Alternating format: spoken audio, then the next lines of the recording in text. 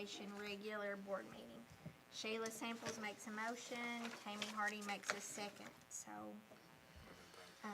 and then all in favor? Okay. So now we're back in session. Yeah, so Okay.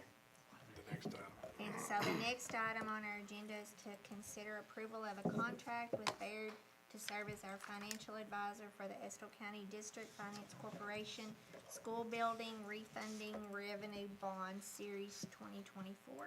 Yeah, so that includes what he was just talking about, and they've been great to work with. They've kept me apprised. They've already taught me a lot about bonding this year, and anytime I reach out to them, they've been great. So it's my recommendation that we consider the approval of the contract. So I need a motion to approve the contract. I have a motion by Sheila Samples. Do I have a second? Carrie Smallwood makes a second. Do we have any discussion? If not, I need a call for a vote. All in favor? Any opposed? Okay, so the motion carries with a 5-0 vote. So then we're down to item D, which is consider approval for a resolution authorizing a contract rent lease with the Estill County School District Corporation in connection with the corporation's refunding revenue bond series 2024 and approving all other documents in connection with the bonds. It's my recommendation we approve that as well. Okay, so I need a motion to approve. Brian Covey makes a motion. Tammy Hardy makes a second. Do we have any discussion? Anything further? If not, I need a call for a vote. All in favor? Any opposed? Motion carries with a 5-0 vote. Other action items. Do we have anything for them? Are you gonna stay or you want to I mean, it's up to leave? them. It's up to you. It doesn't matter, we're not in any hurry necessarily. Okay, yeah, I've got some stuff we'll sign afterwards. Okay. So next we have our action items. I need consideration for approval of the revised 23-24 school calendar. And everyone is anxiously awaiting this. Would you like to discuss it, Mr. Brock? So, the only thing on this one is, we had, because of sickness this week, we've been out a couple of days and used NTI days. Tomorrow would be a teacher work day. So the only thing on this approval so far is to move the teacher work day or the teacher equivalency day from March 1st to tomorrow. And then on March 1st, students would be here and be in session. We're still waiting a little bit as far as to see what happens in March, to see what we need to do in April as far as the final calendar. The rest of February and March. Hopefully we won't get any more snow. We've got a couple more days that we can use for our NTI days. So as of right now, everything is on track. But if we can make this move from March 1st to tomorrow, and then students being here March 1st, that'll help keep us on track. So I need a motion to approve the revised 23-24 school calendar. Sheila Samples makes a motion. Do I have a second? Tammy Hardy makes a second. All in favor? Any opposed? Motion carries. Next, we have consideration for approval of student accident insurance renewal policy. Mr. Brock?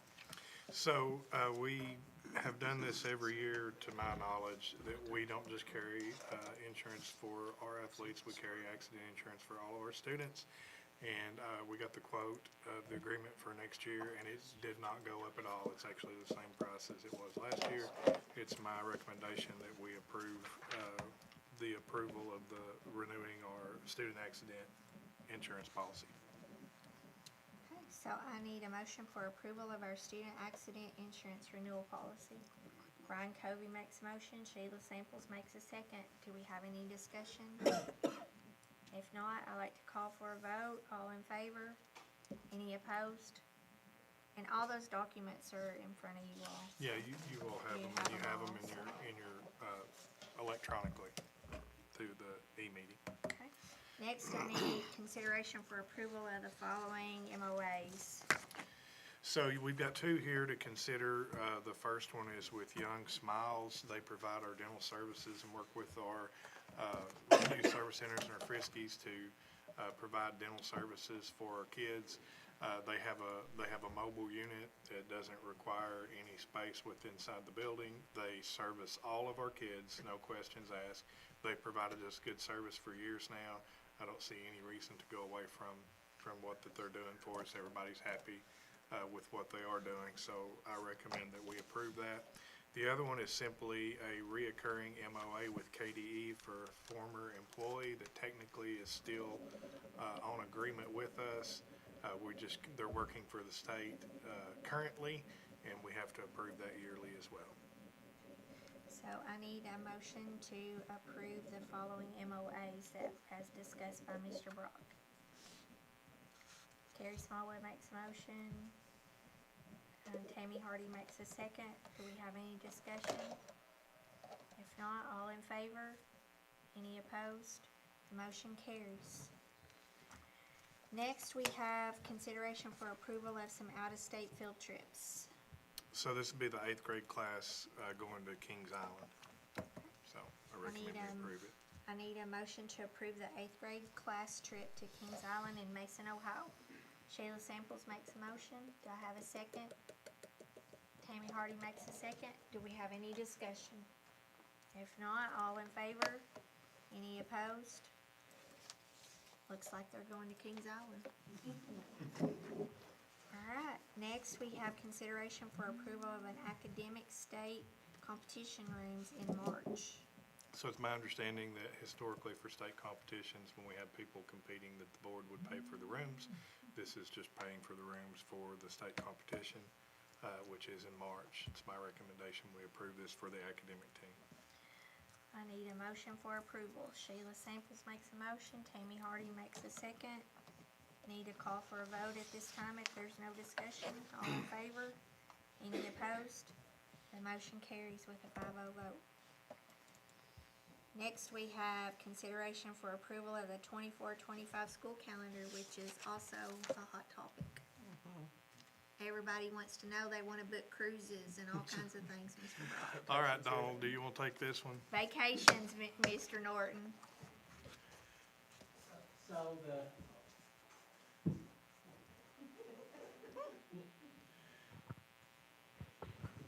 So if you look at the attachment, the calendar committee met earlier this month, and we looked at two different calendars. They liked things in both calendars, so we kind of made our own calendar and are making this a recommendation for you. In August, the 2nd and the 5th is professional development days. The opening day is August 6th with the first day of students as the 7th. We have fall break in October the 7th through the 11th. Now, we have PD marked as 7th and 8th, but remember, a lot of teachers have already gotten that PD out of the way, so. Those would technically be flex PD days, so Correct. that if they had their 24 hours, they would not have to report. And Correct. if they didn't have them, then that would be an option for them. I guess the other hot topic is spring break, and that would be the 7th of April through the 11th. That puts us, the last day of students, as the 16th of May and closing day on the 19th of May. We've also, in the calendar, put in 4 teacher equivalency days, which are important for our staff to talk about data, to plan if there's any changes that needs to be made to the instruction or classes. Those are highlighted in orange. If the board has any questions, I would be happy to answer them about the calendar for next year. And I know that there was some rumbling this year about fall break and spring break not always lining up with surrounding counties. So I tasked Donald this year with looking at surrounding counties. Not that we want to do exactly what everybody else does, but to try to align us with the surrounding counties the best as possible, because we have to be realistic in this. We also share students. We have parents that work in these counties, so we want to do the best we can to accommodate that. And that is in this calendar. So. Okay. So, I need a motion to approve the 24-25 school calendar. Sheila Samples makes a motion. I need a second. Tammy Hardy makes a second. Do we have any discussion? Any questions? If not, I need a vote to approve. All in favor? Any opposed? The motion carries with a 5-0 vote. You heard it here first, folks. All right, so that brings us down to our consent items. Mr. Brock, would Yep. you like to discuss those? Yeah, just briefly, we've got the standard stuff for consent items this month, the minutes from January the 18th regular meeting, and you all have those in your electronic packets. The treasury report and the paying of the bills, you have that as well. The only thing that's a little bit different is approve the shuttle during the Mushroom Festival, April 27th and 28th. This is the same contract that we've used with them in the past, and they would compensate us for buses and drivers, and it's just used for the Mushroom Festival to help shuttle people down to help with parking. So it's my recommendation that we approve the consent items. Okay, I need a motion to approve the consent items as Mr. Brock discussed. Tammy Hardy makes a motion, Brian I'm sorry, Covey I makes a didn't- second. I was trying to vote, good Lord. I thought you made a second. I can, yeah, I'll second it, I'll second it. All right, do we have any discussion? If not, I'd like to call for a vote. All in favor? Any opposed? Motion carries. Next, that brings us down to Mr. Brock's superintendent report. Mr. Brock, give us an update. Okay, so before I get into my update, I know Mr. Bowles is with us. He wants to personally invite board members and people to come out to an event in March, and I encourage everybody, not just board members, but in our school district and our community to come out and participate in this. It's a really, really big deal and a really a huge honor to our band. I don't want to take anything away from what he's going to say, but I'm going to give him the floor just a second to do the invitations. Thank you, sir. I want to apologize in advance because I don't have a Valentine song prepared for you. But anyway, very briefly, on behalf of our marching band students, all of our band parents, boosters, all of my marching band staff and myself, we want to invite you all to our awards banquet. This is basically just going to be an awards type banquet ceremony with lots of good food. It's going to be at the high school gym. And we'll take the time that night to kind of reflect and celebrate this historic season that we've had. We will honor and recognize our band seniors, even this guy. And last but not least, we will have our Sudler Shield Awards presentation. And that's going to be done by Dr. Dale Warren, which is going to join us all the way from Fayetteville, Arkansas, to come and make the presentation. He's the chairman of that committee. So it promises to be a great night of celebration. And we will want to personally invite all of you guys as our distinguished guests. We would love for you to join us. Thanks, sir. I already have it on my calendar. All right, perfect. Thank you, sir.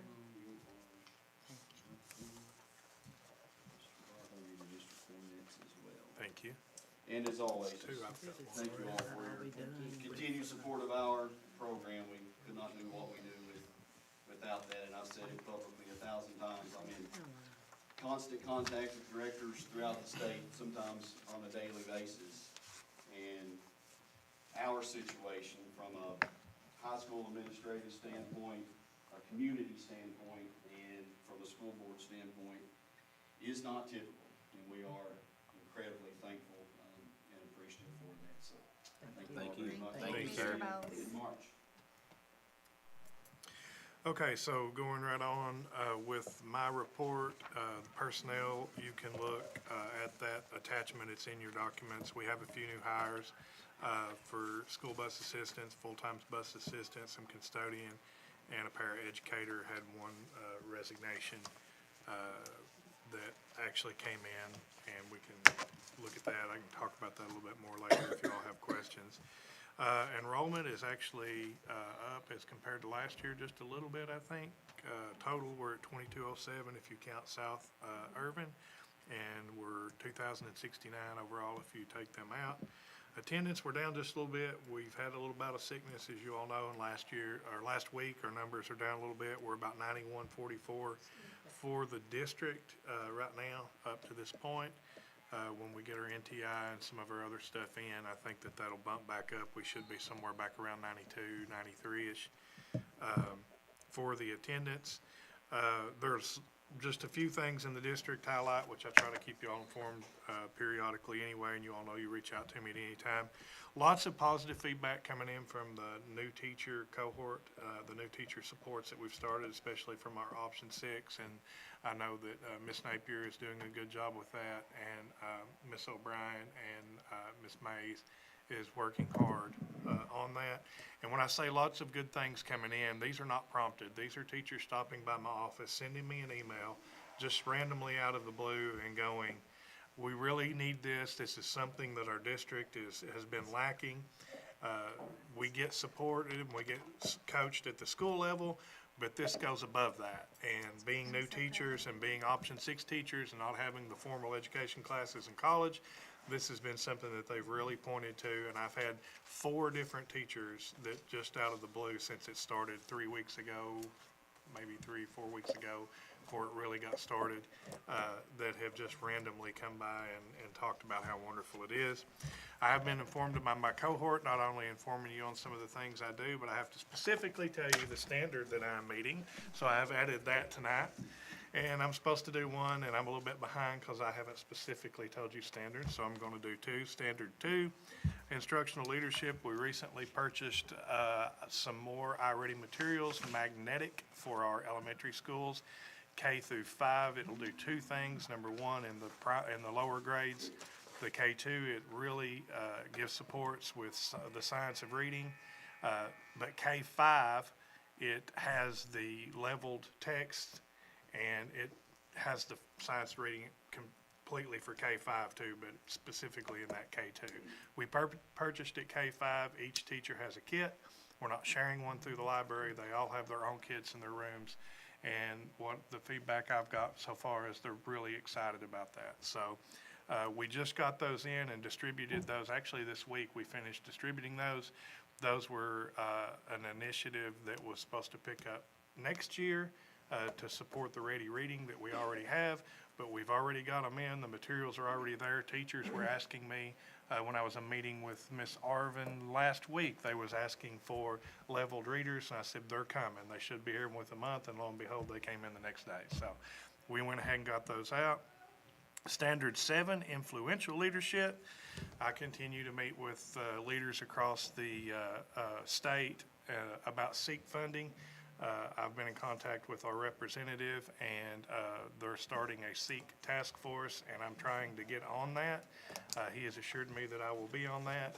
I've talked to some with CBE and other organizations as well. 2 issues that we're facing with SEEK statewide, and I'll just really quickly go into these, and you all are not unaware of these. You know that it's an issue. And if you probably saw my big mug on TV last night and got interviewed by a couple of organizations. 2 things. The SEEK base has not kept up with inflation, and the money that it directly impacts our district is far less than it was in 2008.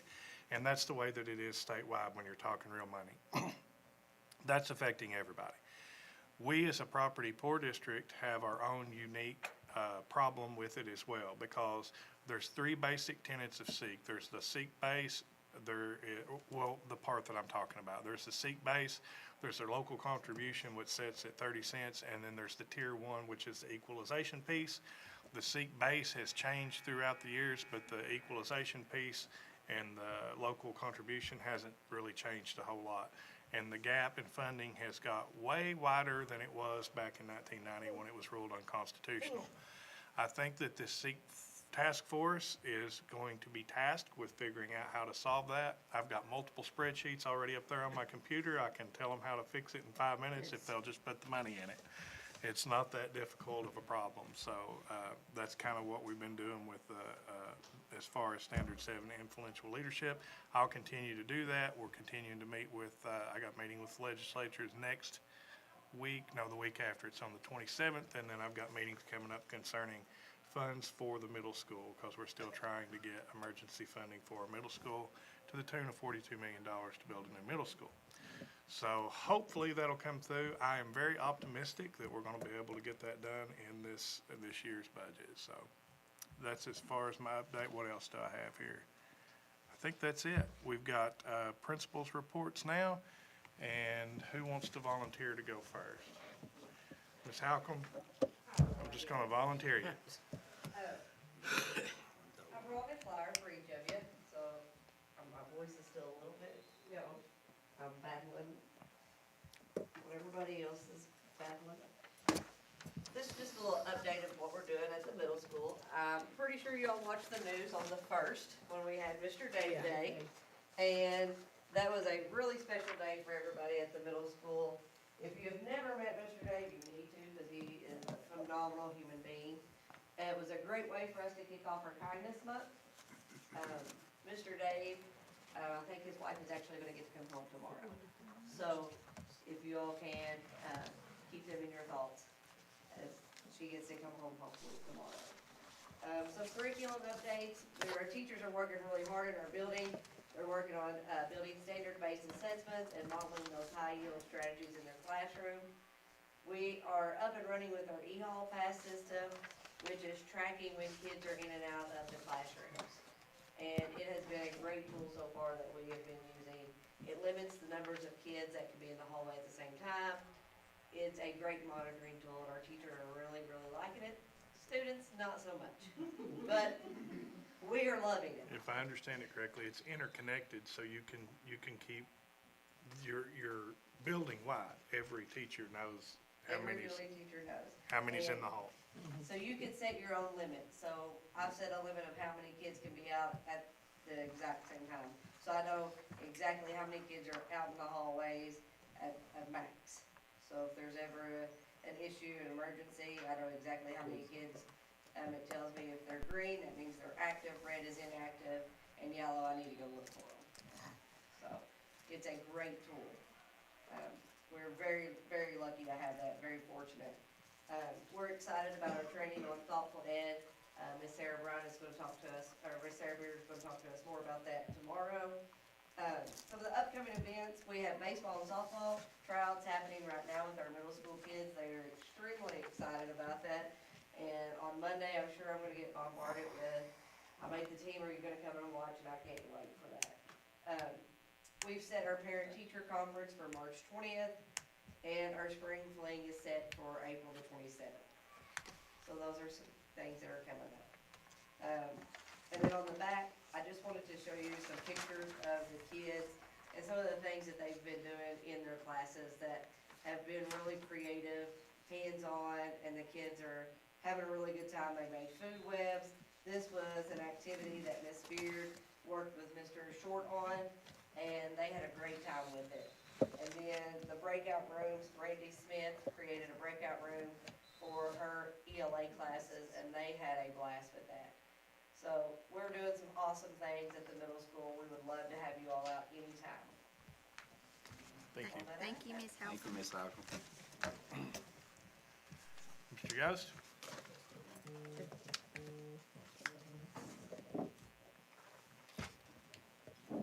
Ms. Halcom said I'll have whatever you're having. I don't think she's got sickness, so. We've been both battling it all week, but, I'm on the mend. Thank you, sir. Miss Donna's awesome, because, takes care of everybody. Thank you. It's like I think we all Actually, had a we little, just do a second, all okay? had a little bit of something. So I just wanted to, I said, Mr. Brock, as usual, is about one step ahead of me. Because we were gonna talk about the Suffolk Shield Award, March 23rd tonight, and he, did a good job with that, so. But yes, guys, we would love y'all to come out on March 23rd. It's gonna be a great day. I'm gonna be in Estill County the entire Saturday, because my son will be over at regional academic team at Estill Springs. So I'll be over there with them all day, and then I'll come to the band banquet that night, and it's gonna be a good day here for Estill County in a lot of ways. Couple more big accomplishments just recently. Academic team, they were the Governor's Cup 48th District champions, beating Rockcastle and Jackson both. Their regional competition is scheduled for Saturday. Casey County? Casey County, with the weather predicted Friday night, we'll see. But if not, it'll get pushed to next week. But they're hoping to operate on a delay. Anyways, the regional schedule's for Saturday. FCCLA just had the Region Stars event. We had three different teams or individuals who placed first in the region. They're going to state in March. So Brooklyn Farrell was first place in career investigation. There's definitely no one in this room proud of her. So, She's a tip off the block. Emma Taylor and Riley Arthur were first place in chapter and review, and Nebraska Plowman and Michaelan Cantor were first place in chapter service project. And I'm actually not gonna say much about that because they're gonna be part of our presentation next month. So I'm not gonna steal any of their thunder, and I'm gonna let them talk about their presentation at next month's board meeting. Your FFA was at National Farm Machinery Show? FFA just went to the National Farm Machinery Show today. They also were at the Leadership Forum, at EKU Visions Conference a couple weeks ago, so they've been really active with a lot. I know FBLA has their regionals coming up next month as well, so our CTSOs are doing a lot of great stuff right now. Just some news and notes for you all to know coming up. ACT for juniors is March 12th.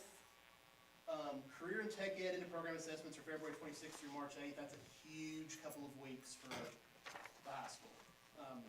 That's our last big push along with the industry certs. It's our last big push for post-secondary readiness.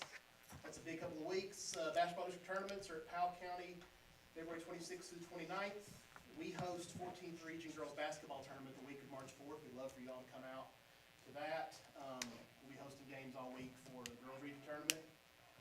Prom is Saturday, May 4th. To my disappointment, the students did not vote for a Star Wars theme on May 4th. I had a Darth Vader tuxedo ready to go, but ancient Greece will be the theme. I've already banned togas, so we're good on that. But ancient Greece will be the theme this year, and it'll be on May 4th. So it's always the same day as Derby, kind of tradition. Am I allowed to talk about tentative date for graduation? Yes, you can talk about that. We have tentatively set the graduation date as May 17th, the evening of closing day. Oh. Sorry. Tentatively, we've set the date for graduation as May 17th, provided that there's no more crazy weather stuff. But that's the Friday night of closing day. We'll do it in the gym, 6 o'clock. We'll have a great event. It's always wonderful for our seniors to celebrate them on the way out into the real world, quote unquote, so we're excited for that. So we just got done meeting today with principals, with Mr. Brock, and started setting some of the end of the year dates. So May 17th will be the tentative graduation date. Yes. Did you mention the Governor Cup 48th District That was Champions? actually out of order, and I mentioned that, Okay. yes. Just some update on some statistics. Y'all, I know y'all like when I bring data for you guys. 81.2% is the current number for post-secondary readiness, and again, the last 2 weeks of EOPs are where you see that number's gonna go up at that point. 44 students have currently already earned in the class 2024 high-demand industry certifications at the ATC. That number, again, has potential to go up well over 50. One thing I'm particularly proud of, and this senior class, I can't brag on them enough for this, 74.3% of this class 2024 has met the Kentucky Academic Readiness benchmark. That's a huge increase over the last couple of years. So that's major props to our teachers and the hard work they're doing this year, their work with standards and working with students on improving those skills. Novice rates continue to drop based on the IXL data, and we'll do our next IXL diagnostic on March 12th for our 9th and 10th grade students along with the ACT. And we've got some visits for seniors to colleges and businesses and job shadowing ready for that day as well. So a lot of awesome things going on at the high school. As others have said, you're welcome to come out and visit anytime. I'd love to see you all. Ms. Arvin?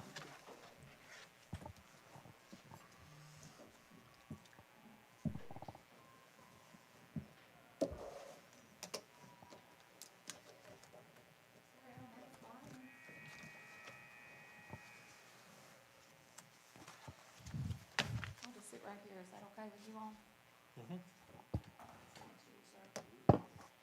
I would just like to talk with you all a little bit about the great things that are going on in terms of the different tiers of MTSS. For Tier 1, we are still very, very focused on the reading and the math. We have a lot of great things happening right now with the addition of the new high-quality instructional resource.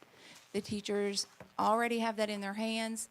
NTI days are always bittersweet. We want the kids to be in the building. Our buildings are happier places when they're there. But when they're not there, we do make sure that we use the time to improve instruction and plan for them when they come back. So that's what's been happening this week. Teachers have really been working on those assessments, making sure that all of the instruction is at the level it needs to be. And they have gone back through what has been done this year so far and really looked at the student needs based on their data so that they're going to make sure that they are really mastering those standards and ready to go on to the next grade level. I was hoping that was celebrating, but it might not be, is it? That's going on in both reading and math, so the teachers have used this time for that benefit. In the Tier 2 piece, we are really trying to hone in on making sure that the time in the classroom is utilized to get those small groups in, and the students are getting the reteaching that they need. I am excited that Mr. Brock brought an opportunity to us in the terms of a grant to apply for. The district applied for that last year, and that will be for a high-quality instructional resource for Tier 2 in reading. So we're really digging into that, and some of our goal teams even discussed that today. So that is an exciting opportunity that we're looking forward to having next year. In the Tier 3 piece, all I can tell you is our interventionists they're just amazing. And I could not capture that in anything I would give you. I really would just love for you all to come and watch the students when they walk out of those intervention sessions. And yes, they know their teachers are helping them. And they know that they're getting small groups in those rooms. But then that interventionist gets to them with that focused instruction and those great resources that they have. And the kids come out and they're giving me high fives and they're, look what we did. Learning is exciting. We don't have to do anything except to provide those opportunities for them to excel. And that is the amazing things that we see going on right now. If you look at what's happening in our building, it's really been focused on instruction. Yes, we have fun things happening, but it's really been about what's happening in the classrooms. Because of weather, because of sickness, we've been out. And every day that we're there, we want to make the most of our time with those kids. We are staying focused on lots of prongs right now. Attendance is one of them. We met today as goal teams and looked at that. And looking at our data from January to this point, each grade level, and Mr. Norton, I'm just going to tell you that Ms. Kim is the one that ran the report. I didn't do it. I didn't have any ability to fudge anything. But every grade level was in the 90th percent or above as attendance from January to this point. That's amazing. And kindergarten is one of our leading grades. So those are fantastic things. If we are getting them to school, they're going to excel. We also looked at our behavior. I know that's something that is important to our school, to make sure that we're providing those supports for our students. What we realized from looking at our SWIS data, which is focused on office referrals, we really are meeting the needs of all students with our PBIS system, because we have more than 90% of our students achieving success with those behavioral supports. Fantastic. Our kids feel safe. We recently had some folks in our building that did some surveys, some focus groups with our 4th and 5th grade students, and we were so excited to hear the results of that, because they, in their own voice, were reporting the things that they see going on in our building that supports them when they're struggling with bullying issues or struggles in class. And it was just heartwarming to hear that come from an outside person that didn't know our students, didn't have any reason to add bias to it. It was just an amazing thing. I guess at this point, do you all have any questions? We're just really focused on the instruction in those tiers, those 3 tiers. Thank you, Thank Ms. you. Harvin. Thank you. Ms. Garrett Hall?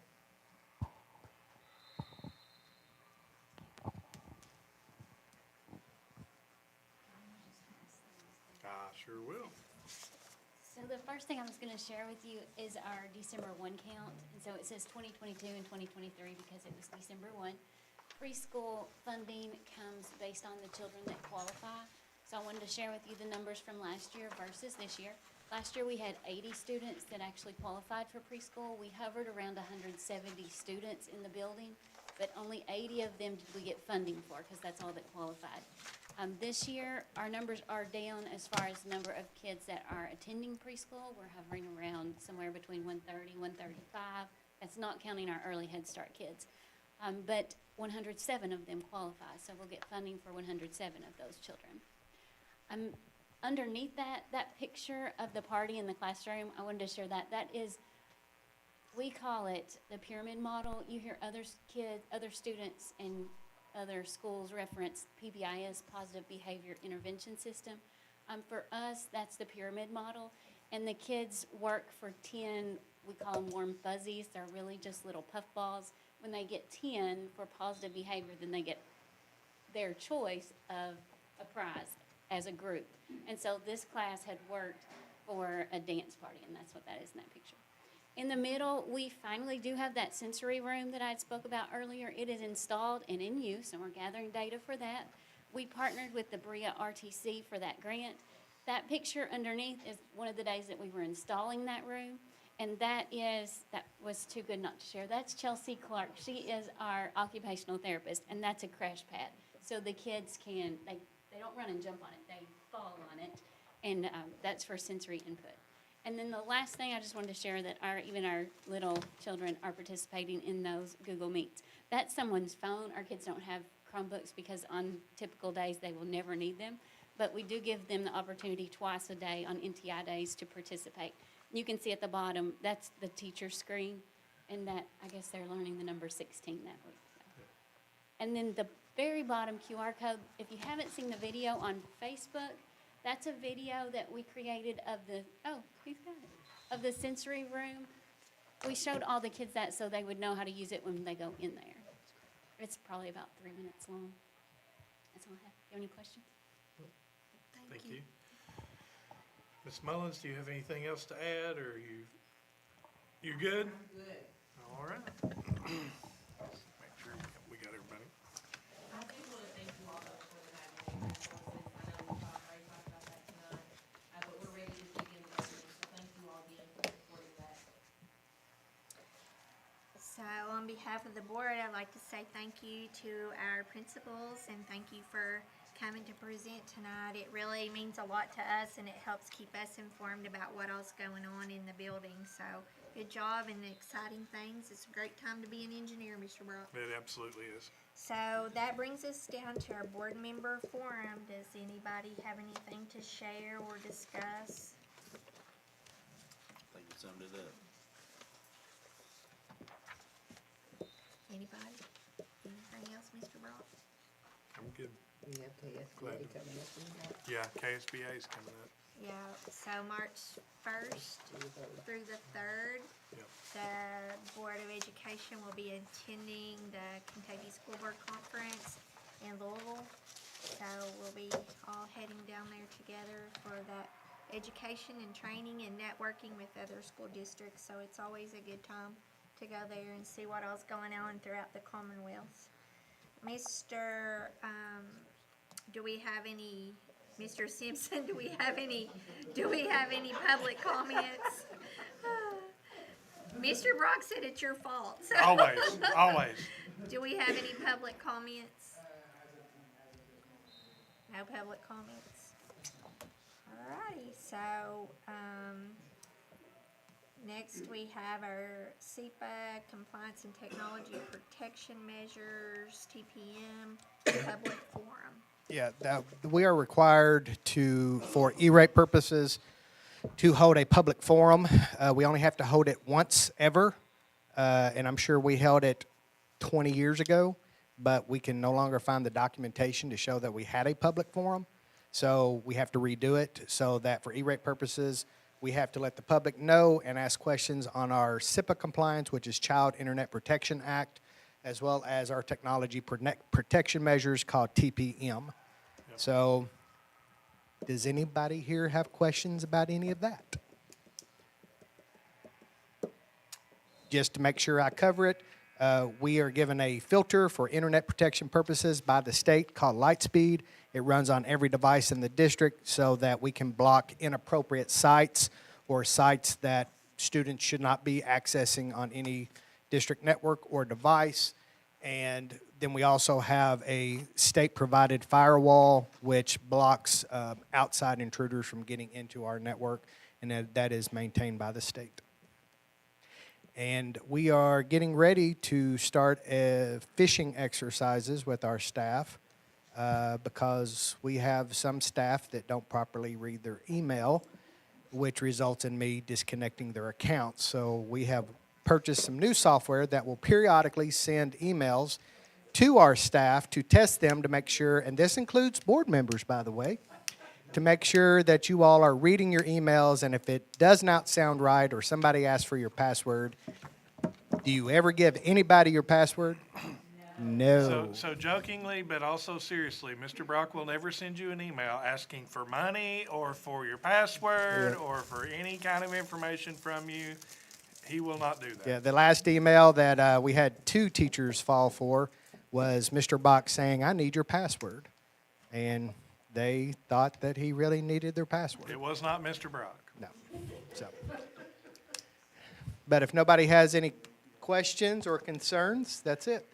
I would say, Mr. Simpson asked me about the fishing expedition and the software to do that. I think it's just good practice to test what you have and to make sure that we are staying diligent and focused. And if we do have some that get a little bit lax, because let's be honest, if you're a new employee and you see an email from Mr. Brock, you may be like, okay, I wouldn't normally do this, but I'm going to do this. But it just teaches them, hey, look at the email address, look at the signature, look and see if it's really from who it says it is. So I think on our part, we're being proactive rather than being reactive so that we can shore up any deficiencies we may have before something really hits. About a year ago, this same company that we went with, we did a test phishing email that they allowed us to send out, and out of our 490 employees, we had 120 fall for it.